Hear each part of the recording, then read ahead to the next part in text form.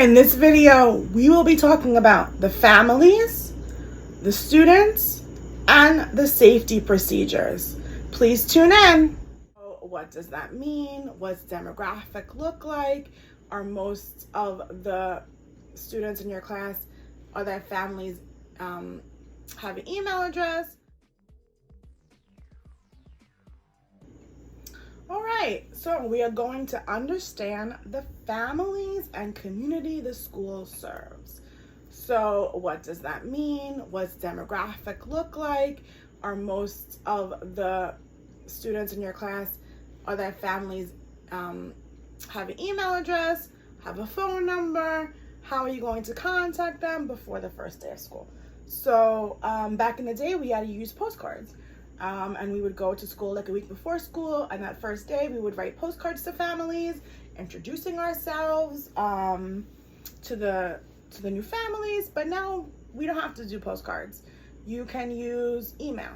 You can nice email, a nice picture of the classroom, a nice clip art, happy to be the teacher this year. All of those things are awesome. Those things are awesome. Understand the families and the community the school serves. Okay, do you have to buy supplies? Who's going to be reimbursed the supplies? What's the district policy on this? Every district has a different policy. You need to know it. Yeah, so you need to know that. So you're gonna find that out from who? Maybe the administration, or let's not forget the administrative assistant. She or he is a key person in the school, and you want this person on your side as a new teacher. You want to be very polite to the administrative assistant. They can really make or break the time that you have at the school. Of course, administrators matter, but let's also make sure that we know the administrative assistant matters too.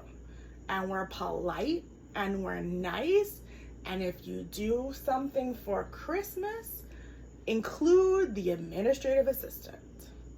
It goes a long way, and they will help you out when you have to ask a question and you don't want to ask the administrator. They will tell you what it is. Along with the administrative assistant, you have to also go out of your way and be nice to the custodian. You know, he or she can also make or break your school career. You want to be friendly and polite. Also, if you're going to do gifts for winter break, buy them a gift as well. These are just little tips that can make it go a long way for your school career.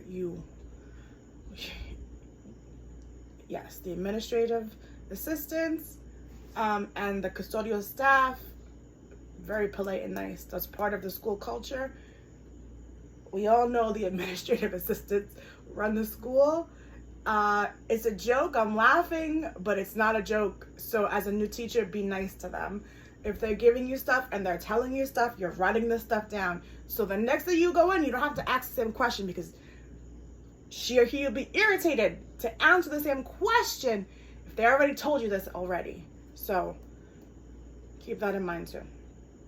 Number 2, check classroom readiness. What does this mean? You're going to use your data to drive your instruction. That's what it means. You have to use your data to drive the instruction.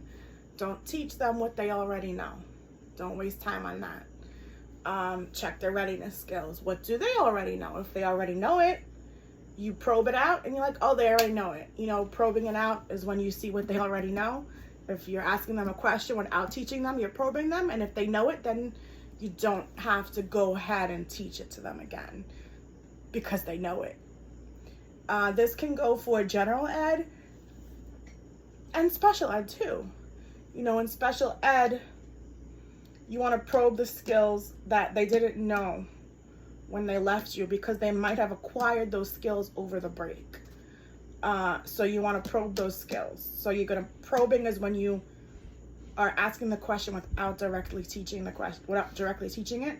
If they already know it, then they know it and you don't have to go and teach it. You could say, of course you're taking data, right? This day asked this question, child gave this answer, and you're putting it in their data book. So you have evidence that you probed it, that it didn't need to be taught.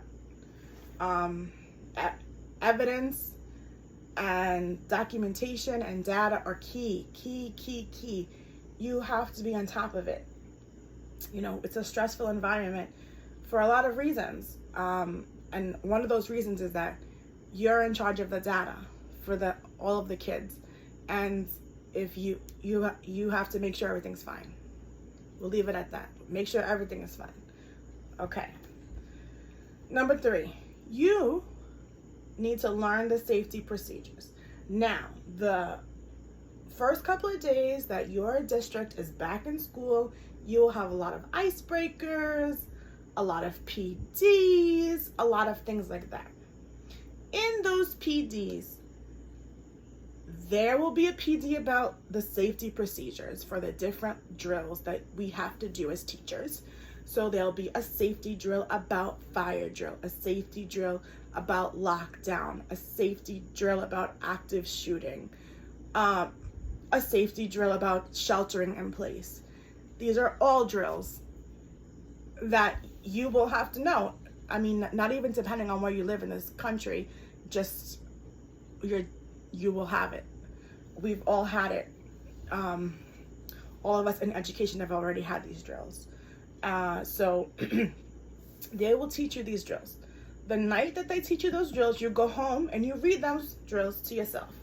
If you're in a classroom where you're not the only adult in the classroom, so you have paraprofessionals in the classroom, if you're co-teaching with another teacher, so there's a general ed teacher and a special ed teacher, then y'all are getting together so you could talk about this together, right? Because the special ed teacher is not just there for behaviors, she's also there for curriculum as well, hopefully. So you're both doing this together, and then you're telling the other adults in the room if there's paraprofessionals in the room or one-to-ones in the room as well. So you're telling them all of the safety procedures. Along with telling them the safety procedures, yes, you will practice these safety procedures with the adults in the room and assign them jobs. This is important because the day of the drill, you cannot just go around not knowing what to do, and the adults in your classroom cannot go around knowing not what to do. They have to know what to do, and it is your job as a teacher to make sure they have a role and they know what to do. Simply practice it, write it out on a document, put their name on it, have them sign it, give it to them, put a copy in the folder, put a copy in the admin, and that's it. It sounds stressful, but it's not. You make a lot of copies, you have people sign things, you cover yourself, you know what you're doing, you went to college for this, you are going to rock it as a new teacher. You can always like and subscribe for more tips. Leave a comment if you want me to address something. Thank you for all the love and support. Until next time.